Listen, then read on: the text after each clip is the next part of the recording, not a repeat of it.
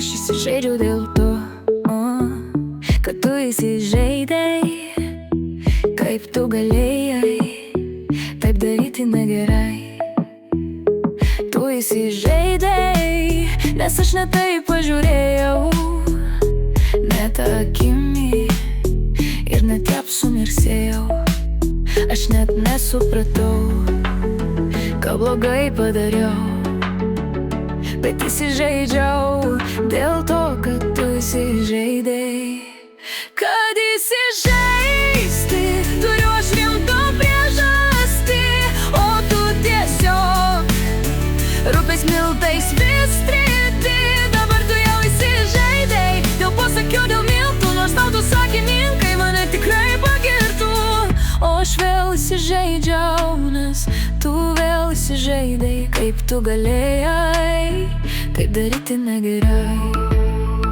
Negalima naudoti juodų emodžių, nes įžeisi krūvą juododžių. Negalima naudoti geltonų emodžių, nes gausi putų tiesiai iš rytų.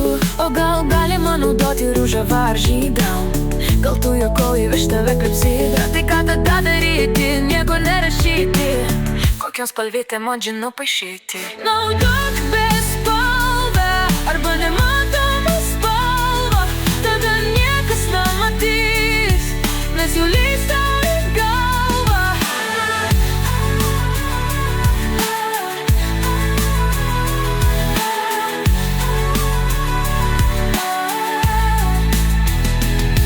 Naudok bespalvę arba nematomą spalvą, tada niekas nematys, nes jų lįs tau į galvą.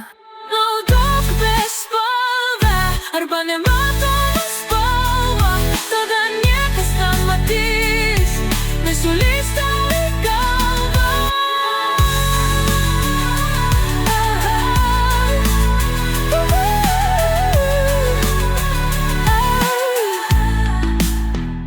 Kad įsižeisti turiu aš rimtą priežastį, o tu tiesiog rūpės miltais vis tryti. Dabar tu jau įsižeidei dėl posakio, dėl miltų, nors tau tu sakininkai mane tikrai pagirtų. O aš vėl įsižeidžiau.